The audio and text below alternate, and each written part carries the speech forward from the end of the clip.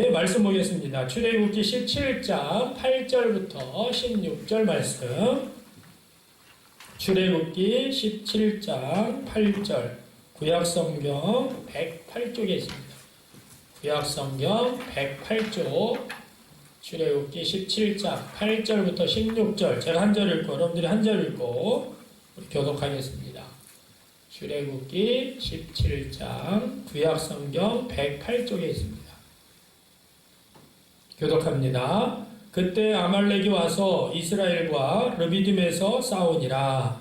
모세가 여호수아에게 이르되 우리를 위하여 사람들을 택하여 나가서 아말렉과 싸우라. 내가 하나님의 지팡이를 손에 잡고 산 꼭대기에 서리라. 여호수아가 모세의 말대로 행하여 아말렉과 싸우고 모세와 아론과 홀은 산 꼭대기에 올라가서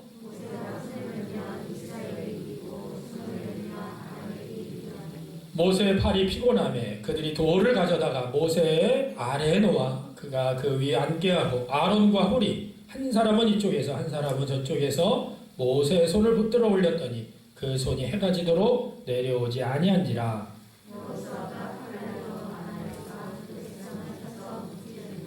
여호와께서 모세에게 이르시되 이것을 책에 기록하여 기념하게 하고 여호수아의 귀에 외워 들리라. 내가 아말렉을 없이하여 천하에서 기억도 못하게 하리라. 다 같이요. 이르되 여호와께서 맹세하시기를 여호와가 아말렉과 더불어 대대로 싸우리라 하셨다 하였더라. 아멘. 지금 이 시간 우리 이성민 선교사님 나와서 말씀을 전해 주실 텐데요. 우리 나오실 때 오른손 높이 들어서 할렐루야로 우리 환영하겠습니다. 할렐루야. 감사합니다. 먼저 기도하겠습니다. 사랑에 감사합니다. 이 아침 우리가 함께 주님 전에 나와 주님을 만나며 하루를 시작합니다. 무엇보다 주님의 날 우리가 이 시간 또한 부족한 종의 입술을 통해서 하나님의 말씀을 듣습니다. 부족한 종의 생각이 아니라 하나님의 마음을 전달하게 해주시고 그래서 우리가 하나님의 마음을 깨달아 그 말씀 붙들고 살아가는 오늘 한날 그리고 우리 모두의 삶이 되게 하여 주시옵소서. 감사드리며 사랑이 많으신 예수 그리스도의 이름으로 기도드립니다. 아멘. 네, 반갑습니다. 먼저 문막제일교회에서 하나님의 말씀을 대언하게 하신 하나님께 감사와 영광을 올려드립니다. 그리고 말씀을 전하게 해주신 존경하는 박인철 목사님과 우리 문막제일교회 모든 성도님들께 진심으로 감사드립니다. 저는 필리핀 선교 사역을 준비하고 있는 이성민 선교사입니다. 저와 상의 없이 부모님의 서원으로 인해서 목회자의 길을 걷게 되었고 이제 필리핀 선교사가 되어서 필리핀 선교를 향해 준비하고 있습니다. 저는 어렸을 때부터 부모님의 서원 때문에 목사라는 그 이름으로 불리게 됐고요. 그래서 아기 때부터 이 목사 그래서 저는 당연히 목사만 되어야 되는 줄 알았습니다. 그래서 그렇게 물 흐르듯이 당연히 이제 목회자의 길을 걷게 되었고요. 초등학교를 졸업하고 나서 이제 중학교에 들어가자마자 필리핀에 갈 수 있는 좋은 기회가 생겨서 유학의 길을 떠나게 되었습니다.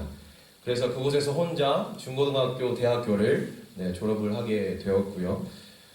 그때까지만 해도 제가 이렇게 목사가 되겠다는 부모님의 소원은 있었지만 제가 제 입술의 고백으로 하나님 저 선교사 되고 싶습니다 이렇게 고백했던 적은 없습니다. 목사도 되고 싶지 않습니다 이렇게 고백을 했었는데 제가 필리핀에 살면서 하나님의 인도하심과 또 많은 경험을 통해서 하나님 제가 필리핀 선교사로 다시 오겠습니다 라고 그렇게 제가 한 고등학생 때 그렇게 서원을 했습니다. 그래서 지금까지 이렇게 필리핀 선교를 준비하고 있는데 생각나실 때마다 저를 위해서 그리고 저희 가정을 위해서 기도해 주시면 감사하겠습니다. 사실 저희 아내와 또 4살 난 아들이 있는데 오늘 약간 좀 일이 있어서 함께하지 못한 점 양해를 부탁드리고요. 계속해서 함께 기도해 주시면 감사하겠습니다. 오늘은 여호와의 손을 붙들라는 제목으로 함께 하나님의 말씀을 나누려고 합니다. 오늘도 함께 예배하는 여러분의 삶이 여호와의 손을 붙들고 살아가는 복된 삶이 되시기를 주님의 이름으로 축원합니다. 저는 이 강단에 하나님의 말씀을 전하러 와서 제가 아직 필리핀 선교사로 나간 적이 없어서 제 선교의 사역을 좀 같이 공유해드리고 싶지만 제가 아직 경험이 없어서 오늘은 하나님의 말씀을 들고 단위에 섰으니까 여러분 함께 기도로 또 함께 은혜 받는 시간 되시기를 바랍니다. 오 할레스비 목사님은 기도라는 책에서 우리가 해야 할 가장 중요한 일은 바로 세상의 시끄러움과 사람들을 떠나서 고요히 하나님 앞에 무릎 꿇는 일이라고 말했습니다. 하나님의 백성이라면 반드시 해야 하는 것이 기도입니다. 기도는 하나님과 나와의 대화이자 소통이기 때문입니다. 그리고 이 기도를 통해서 우리는 하나님의 마음을 깨닫게 되고 또한 오늘 말씀의 제목처럼 여호와 하나님의 손을 붙들 수 있게 되기 때문입니다. 오늘 말씀을 통해서 함께 우리가 기도에 대해서 생각해보고 또한 여러분 앞에 어떤 문제가 놓여 있을지라도 오직 그 여호와의 손을 더욱 붙들고 살아가는 여러분 모두가 되시기를 주님의 이름으로 축원합니다. 오늘 본문 말씀의 내용을 보면 430년 동안 애굽에서 종살이하던 이스라엘 백성들이 하나님께서 세우신 모세라는 이 지도자를 통해서 홍해를 가르고 첫 번째 광야를 지나가는 길에 전쟁을 치르게 됩니다. 오늘 말씀해 보시면 르비딤이라는 곳이 나오는데요. 이 르비딤이라는 곳에서 아말렉 군대를 만나서 전쟁을 치르게 되었습니다. 애굽을 탈출하고 이 이스라엘 백성들과 모세는요 처음으로 경험하게 된 전쟁입니다. 이스라엘 백성들은 430년 동안 애굽에 종살이를 하면서 창세기 47장 27절에서 말씀하고 있듯이 고센 땅에 거주하면서 목축업을 하며 살았던 사람들이었습니다. 앞에 나서서 전쟁을 주도했던 사람들이 아니라 억압받고 고통받으면서 종살이를 하던 사람들이었다는 것입니다. 전쟁을 단 한 번도 겪어본 적 없는 민족입니다. 전쟁을 하게 되면 몇 번을 싸우게 되더라도 열이면 열, 백이면 백, 질 수밖에 없는 이 상황 속에서 이스라엘 백성들이 처음으로 마주한 이 아말렉과의 전쟁에서 어떻게 이길 수 있었겠습니까? 여러분 한번 대답해 보시겠어요? 이스라엘 백성들이 이길까요? 아말렉 족속들이 이길까요? 상식적으로 누가 이길까요? 네, 아말렉 족속이 당연히 이길 수밖에 없는 전쟁입니다. 더군다나 이 아말렉 족속은 르비딤 주위에서 생활하고 있었고요. 전투를 하면서 살았던 족속이었고 이 르비딤이라는 지역이 그 사람들의 홈그라운드였기 때문에 그 지역을 눈에 꿰뚫고 있었던 사람들입니다. 우리가 운동 경기를 보게 되면 야구나 축구를 보게 되면 홈 경기와 원정 경기가 있죠. 말 그대로 홈 경기는 그 팀에게 익숙한 구장과 시설 그리고 홈팀의 관중들이 더 많기 때문에 다른 곳에서 하는 이 원정 경기보다는 심리적인 안정으로 인해서 더 좋은 성적을 낸다는 것이 보통적인 상식이자 연구 결과입니다. 마찬가지입니다. 이 르비딤이라는 아말렉의 홈그라운드에서 전쟁을 치르고 있는 이 이스라엘 백성들은 누가 봐도 승산이 없는 단 1%라도 승산이 없는 전쟁이었습니다. 전투도 잘하고 지형도 잘 아는 아말렉 군대와 단 한 번도 전쟁을 경험하지 못했던 이 이스라엘 백성들 사이의 전쟁은 누가 봐도 아말렉의 승리일 수밖에 없다는 것을 또한 그 누구보다 이 이스라엘 백성들을 이끌고 있는 모세 자신이 잘 알고 있었습니다. 왜냐하면 모세는 여러분이 잘 아시는 것처럼 애굽왕 바로의 딸에 의해서 애굽에서 자랐습니다. 사도행전 7장 22절을 보면 모세가 애굽 사람의 모든 지혜를 배워서 그의 말과 하는 일들이 능했다 이렇게 말씀합니다. 나라를 지키고 부흥시켜야 할 왕자로서 당연히 군사교육도 철저하게 받았을 것입니다. 애굽의 종이 아니라 애굽의 왕자로서 한 나라를 이끌어가야 할 사명을 갖고 그렇게 자랐기 때문입니다. 그래서 전쟁을 잘 알고 있었던 모세는 아말렉과의 이 전쟁이 승산이 없었음을 분명하게 알고 있었을 것입니다. 여러분이라면 이 승산이 없는 전쟁을 목전에 둔 이 상황에서 어떻게 하시겠습니까? 어떤 선택을 하시겠습니까? 모세는 인간적으로 도무지 이해가 되지 않는 방법을 선택했습니다. 그것은 바로 칼과 창과 방패가 아니라 하나님의 지팡이를 손에 잡는 것이었습니다.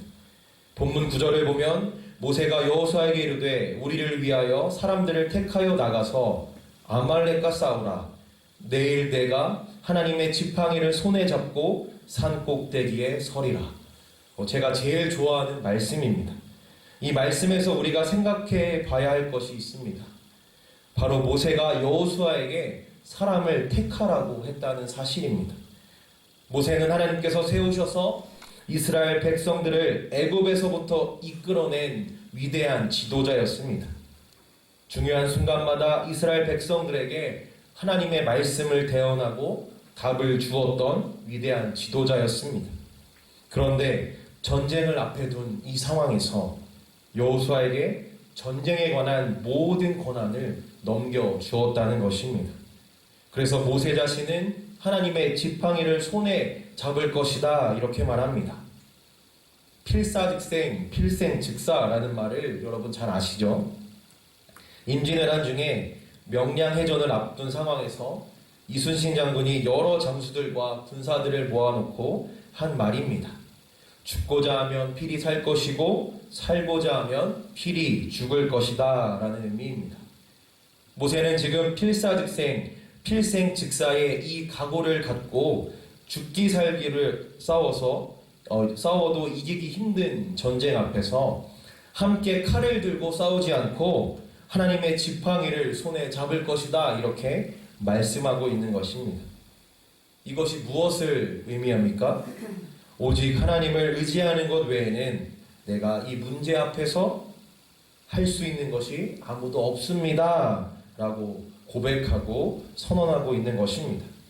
전쟁이 이미 시작된 이 상황 속에서 전쟁을 단 한 번도 겪어보지 않았던 이스라엘 백성들을 이끌고 모세가 할 수 있는 것은 오직 여호와 하나님을 의지하는 것, 오직 여호와 하나님의 손을 붙드는 것밖에는 없었다는 것입니다.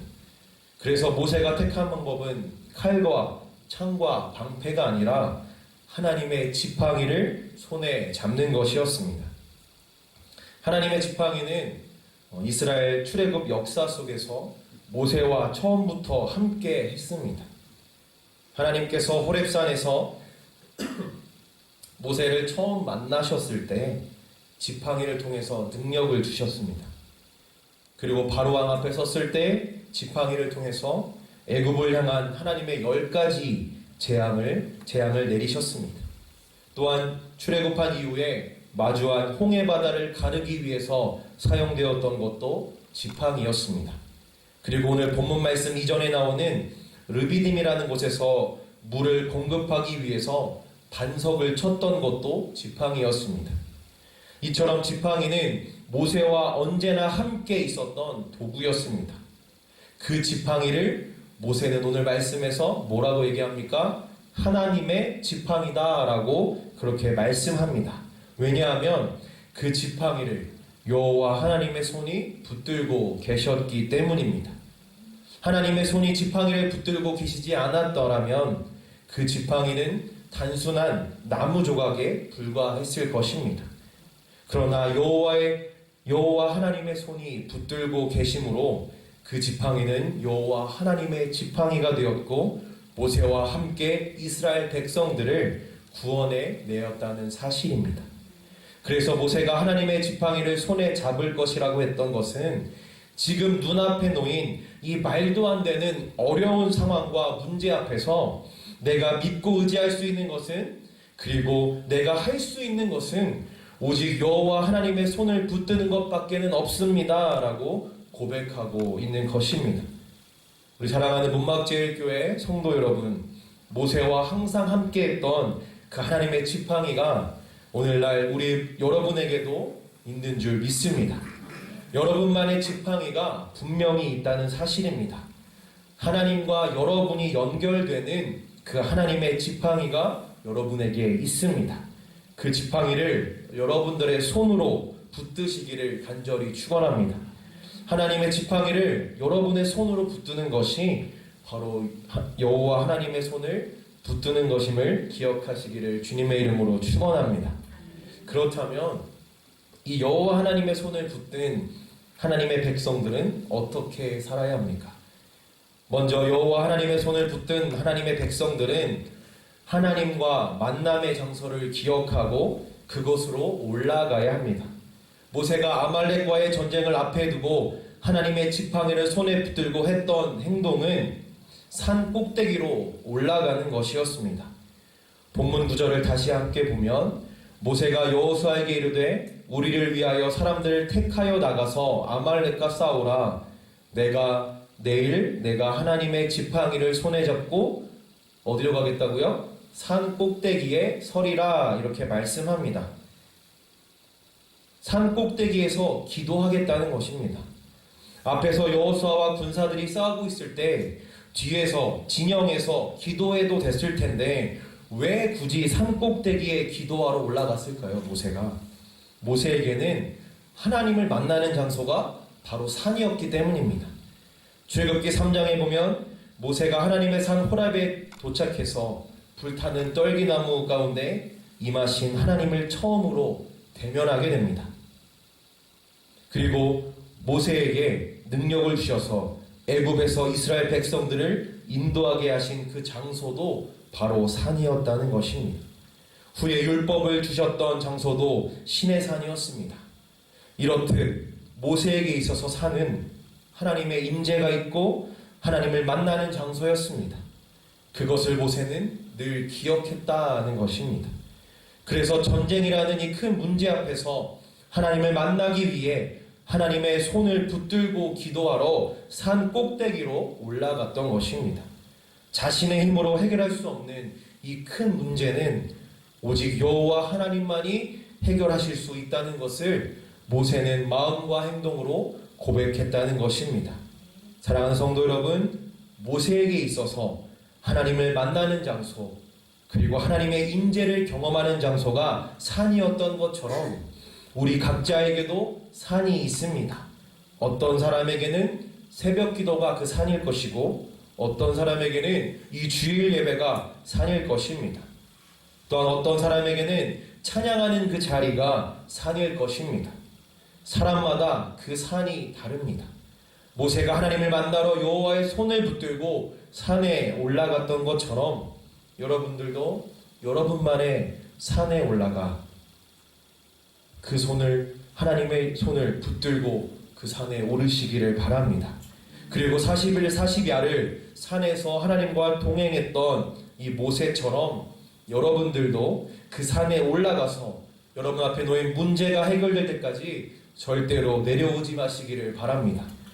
여러분만의 그 산 위에서, 그리고 여러분의 삶 속에서 여호와 하나님을 믿고 의지하면서 그 여호와의 하나님의 손을 붙드시기를 주님의 이름으로 축원합니다. 두 번째로, 여호와 하나님의 손을 붙든 하나님의 백성들은 간절하게 기도해야 합니다. 모세는 애굽의 왕자로서 우리가 아까도 나누었지만 애굽의 모든 지혜를 배워서 그의 말과 하는 일들이 능했다, 이렇게 성경은 말씀합니다. 그래서 모세는 전쟁에 아주 탁월한 능력을 갖고 있는 사람이었습니다. 장수는 전쟁이 일어났을 때 산 꼭대기로 절대로 가면 안 된다는 것을 잘 알고 있었습니다. 왜 그럴까요? 도망갈 곳이 없기 때문입니다. 삼국지라는 영화에서도 나오지만 산에서 싸우는 사람들은 얼마 안 있어 그 보급로와 대피로가 차단되어서 전쟁에서 패하거나 죽음을 맞이하게 됩니다.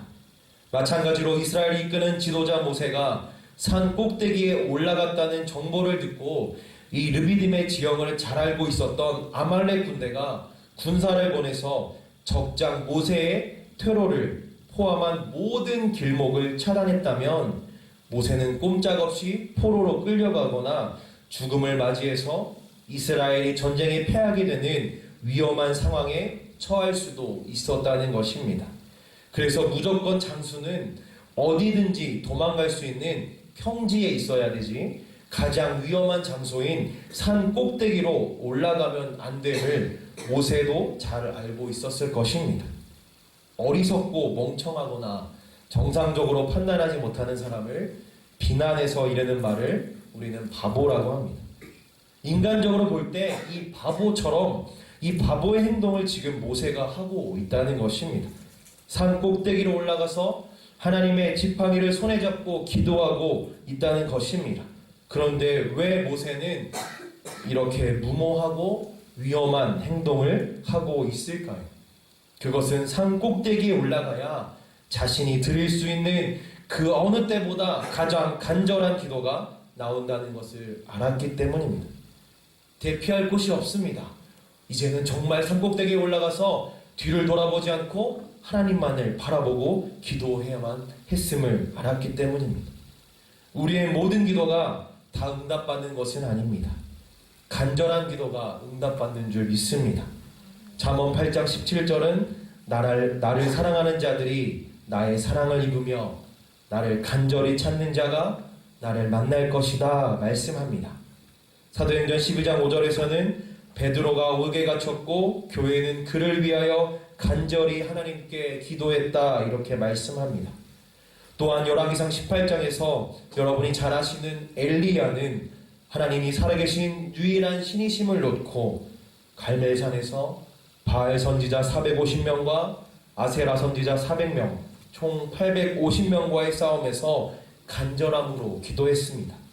그렇게 간절하게 기도했을 때 그곳에 하나님의 응답, 하나님의 일하심이 있었다는 것입니다. 사랑하는 성도 여러분, 흔히 우리가 생각하는 간절한 기도는 눈물을 흘리면서 큰 소리를 내어서 하는 기도, 그것이 간절한 기도라고 생각합니다.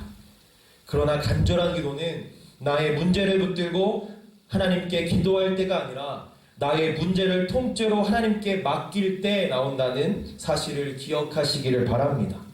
모든 경우의 수를 미리 다 생각해 놓고 나의 방법대로 다 파악해 두고 그 해결 방법들을 생각해 놓은 다음에 이제 하나님께 하나님 제가 이런 상황에 있습니다. 어떻게 하면 좋겠습니까? 라고 기도하는 것이 아니라 하나님 저의 모든 상황을 주님께서 아십니다. 하나님의 방법대로 해결하여 주시옵소서라고 나의 문제를 통째로 우리가 하나님 앞에 맡길 때 우리 마음속으로부터 우러러 나오는 그 간절함을 갖고 하나님 앞에 나아갈 수 있다는 것입니다. 모세가 평지에서 하나님께 기도했다면 과연 더욱 간절한 기도가 나올 수 있었겠습니까? 하나님은 예레미야 33장 3절에서 너는 내게 부르짖으라 내가 내게 응답하겠고 내가 알지 못하는 크고 은밀한 일을 내게 보이겠다 말씀하셨습니다. 간절하게 하나님께 부르짖으시기를 바랍니다. 간절한 기도가 나오지 않는다면 간절한 상황을 만들어 보시기를 바랍니다. 간절하게 기도할 수밖에 없는 상황을 만드시기를 바랍니다. 간절할 때 하나님이 우리를 만나주시고 응답하실 것입니다. 피할 길을 계획해 놓고 하나님께 나아가는 것이 아니라 하나님께 피할 길을 알려달라고 나의 문제를 해결해달라고 여호와의 손을 붙들고 간절하게 부르짖는 여러분 되시기를 주님의 이름으로 축원합니다. 마지막 세 번째로 여호와 하나님의 손을 붙든 하나님의 백성들은 하나님의 시선으로 문제를 바라봐야 합니다. 문제가 닥쳤을 때 왜 포기하게 되고 왜 안 좋은 소식들이 들립니까?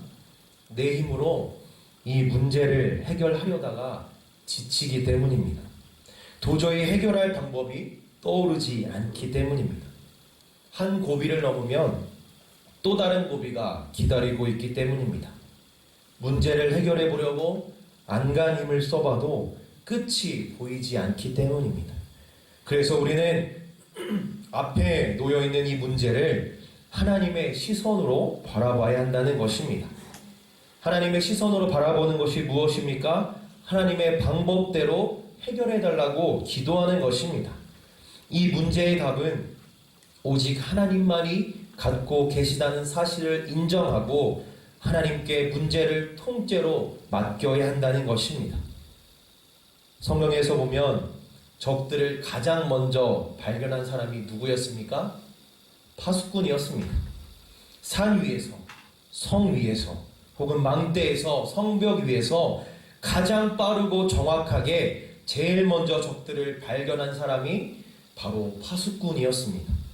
높은 곳에서는 더 멀리, 더 넓게 시야가 확보되기 때문에 어디에 문제가 생겼나, 어디에서 지금 적들이 쳐들어오고 있나 정확하게 파악할 수 있는 곳, 그곳이 바로 높은 곳이기 때문입니다. 마찬가지로 모세는 지금 자신에게 놓인 이 아말렉과의 전쟁 앞에서 하나님의 시선을 구하려고 하나님의 시선으로 전쟁을 바라보려고 하나님께 매달리러 산으로 올라갔습니다. 산으로 올라가서 지금 이 전쟁을, 내 앞에 이 문제를 내려다보겠다는 것은 바로 나의 시선이 아니라 하나님의 시선으로 이 문제를 바라보겠다는 의미입니다.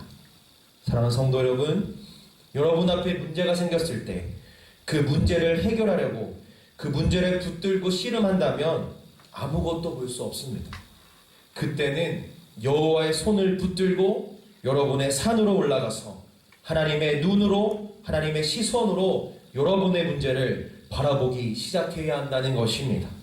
산에 올라가서 하나님의 눈으로 여러분의 문제를 바라보기 시작한다면 여러분의 기도가 무엇이 잘못되었는지, 그리고 무엇을 위해 기도해야 하는지를 바로 볼 수 있게 된다는 것입니다. 시선이라는 찬양이 있죠. 내게로부터 눈을 들어 주를 보기 시작할 때 주의 일을 보겠네. 모든 시선을 주님께 드리고 살아계신 하나님을 느낄 때 내 삶은 주의 역사가 되고 하나님이 일하기 시작하네 라는 가사가 있습니다. 우리가 우리의 눈을, 우리의 모든 시선을 하나님께 드릴 때 하나님이 일하실 것입니다. 믿으십니까? 요한일서 5장 14절에서 그를 향하여 우리가 가진 바 담대함이 이것이니 그의 뜻대로 무엇을 구하면 들으심이라 말씀합니다. 기도는 하나님께 내 뜻을 말씀드리는 것이 아니라 하나님의 뜻을 구하는 것입니다. 하나님의 시선으로 내 문제를, 내 연약함을 바라보게 해달라는 것이 바로 기도라는 것입니다. 그리고 우리는 그 기도를 통해서 여호와의 손을 붙들 수 있다는 것입니다. 여호와의 손을 붙든다는 것, 그것은 여호와를 전적으로 의지한다는 것입니다. 내 앞에 문제를 놓고 전전긍긍하는 것이 아니라 하나님께 맡깁니다. 하나님의 시선으로 이 문제를 바라보게 해주십시오. 고백하며 살아가는 것, 그것이 바로 여호와의 손을 붙드는 하나님의 백성들의 삶인 줄 믿습니다. 여호와의 손을 붙든다는 것은 나의 힘으로 할 수 없음을 인정하고 고백하는 것입니다. 여호와의 손을 붙든다는 것은 내가 아니라 하나님만이 하실 수 있다는 사실을 고백하는 것입니다. 그리고 여호와의 손을 붙든다는 것은 나의 시선이 아니라 하나님의 시선을 구하는 것입니다. 본문 8절은 그때에 아말렉이 와서 이스라엘과 르비딤에서 싸우니라 말씀하고 있습니다. 오늘 우리가 함께 나누었던 이 전쟁은 이스라엘과 아말렉의 전쟁이었습니다. 그런데 본문 16절 마지막 절을 함께 보실까요? 이르되 여호와께서 맹세하시기를 여호와가 아말렉과 더불어 대대로 싸우리라 하셨다 하였더라 말씀합니다. 이 전쟁은 분명히 이스라엘과 아말렉의 전쟁이었습니다. 그러나 여호와의 손을 붙들고 산에 올라가서 내 앞에 문제를 놓고 하나님께 기도했더니 어떻게 되었습니까? 이스라엘과 아말렉의 전쟁이 아니라 여호와 하나님과 아말렉의 전쟁이 되었다는 사실을 여러분 믿으시기를 바랍니다. 사랑하는 성도 여러분, 우리가 여호와의 손을 붙들 때 하나님은 일하십니다. 우리가 여호와의 손을 붙들 때 하나님은 우리와 함께 하십니다. 믿으십니까? 모세가 말도 안 되는 이 상황을 뒤로하고 오직 여호와의 손을 붙들었을 때 여호와 하나님과 아말렉의 전쟁이 되었다는 것입니다. 하나님께서 직접 개입하셔서 이스라엘 전쟁이 아닌 하나님이 직접 하시는 전쟁이 되었다는 것입니다. 사무엘상 17장 47절에서 다윗이 고백하고 있는 것처럼 여호와의 구원하심이 칼과 창에 있지 않고 전쟁은 여호와께 속한 것임을 기억하시기를 바랍니다. 여러분 앞에 놓인 삶의 모든 문제들은 여호와께 속했음을 고백하시기를 바랍니다. 우리가 해야 할 일은 모든 문제를 통째로 여호와 하나님께 맡기는 것인 줄 믿습니다. 출애굽한 이후에 눈앞에 홍해바다가 있고 뒤에서는 바로왕의 군대가 쫓아오고 있는 진퇴양난의 상황 앞에서 모세는 이스라엘 백성들을 향해서 출애굽기 14장 13절과 14절에서 이렇게 선포합니다. 너희는 두려워하지 말고 가만히 서서 여호와께서 오늘 너희를 위하여 행하시는 구원을 보라.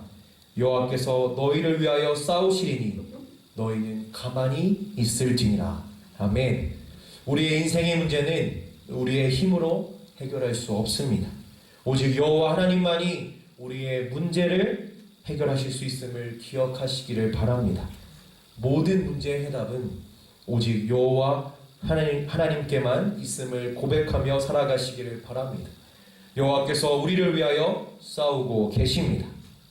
제가 아는 목사님께서 기도에 대한 말씀을 전하실 때 하셨던 이야기를 잠깐 나누고 말씀을 마무리하려고 합니다. 우리가 아는, 여러분이 잘 아시는 기도의 모범 자세가 무엇입니까? 여러분 대답해 보시겠어요? 기도할 때 어떻게 해야 됩니까? 보통 우리가 알고 있는 이 기도의 모범 자세가 바로 무릎을 꿇고 그 다음에 어떻게 합니까?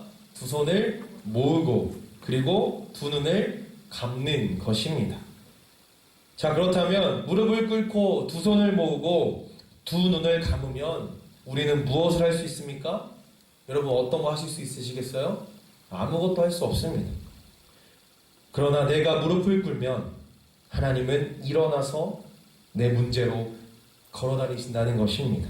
내가 두 손을 모으면 내가 이 두 손으로 할 수 있는 것은 아무도 없지만 하나님은 그 권능의 팔을 펼치셔서 그 권능의 팔로 나를 도우신다는 것입니다. 그리고 내가 두 눈을 감으면 나는 앞을 볼 수 없고 아무것도 할 수 없지만 하나님은 불꽃 같은 눈동자를 뜨셔서 내 문제를 바라보시고 해결해 주신다는 사실을 여러분 믿으시기를 주님의 이름으로 축원합니다.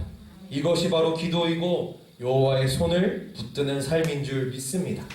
사랑하는 문막제일교회 성도 여러분, 모세는 문제가 생기자마자 여호와의 손을 붙들고 산으로 올라가 기도했습니다. 모세가 손을 들면 이스라엘이 이기고 모세가 손을 내리면 아말렉이 이겼습니다. 그래서 아론과 훌이 모세의 손을 해가 지도록 붙들고 있었다는 것입니다. 그렇게 해서 마침내 여호수아가 칼날로 아말렉과 그 백성을 쳐서 무찔렀다 성경은 말씀합니다. 430년 동안 전쟁을 경험하지 않았던 이스라엘 백성들이 아말렉과의 전쟁에서 승리했다는 것입니다. 우리가 기도할 때, 우리가 여호와의 손을 붙들 때 불가능도 가능케 하시는 전지전능하신 하나님의 일하심을 여러분 경험하게 될 것입니다. 여호와의 손을 붙드시기를 바랍니다. 하나님과의 만남의 장소를 기억해서 그곳에 오르시기를 바랍니다. 그곳에 올라서 간절하게 기도하시기를 바랍니다. 그리고 나의 힘과 시선이 아니라 오직 하나님의 시선으로 문제를 바라보고 해결하시기를 바랍니다. 그리고 해가 지도록 모세의 손이 내려오지 않았던 것처럼 여러분 앞에 놓여있는 그 문제가 해결될 때까지 여호와 하나님의 손을 붙들고 끝까지 기도하시기를 바랍니다. 여러분 기억하세요. 내가 무릎을 꿇으면 하나님이 일하십니다. 내가 두 손을 모으면 하나님이 일하십니다. 그리고 내가 두 눈을 감으면 하나님이 일하시는 줄 믿습니다. 장기화되는 이 코로나 싸움이 곧 끝날 것 같습니다. 그리고 여러 가지 여러분의 삶의 문제도 있을 것입니다. 힘내시고 여호와의 손을 붙드는 복된 하나님의 백성으로서 살아가는, 그리고 하나님의 일하심으로 그 문제를 해결받는 여러분 되시기를 주님의 이름으로 축원합니다. 여호와의 손을 붙들 때 하나님이 일하십니다. 기도하겠습니다. 문제 앞에서 우리의 힘으로 해결하려고 했던 지난 삶을 주님 앞에 내려놓습니다.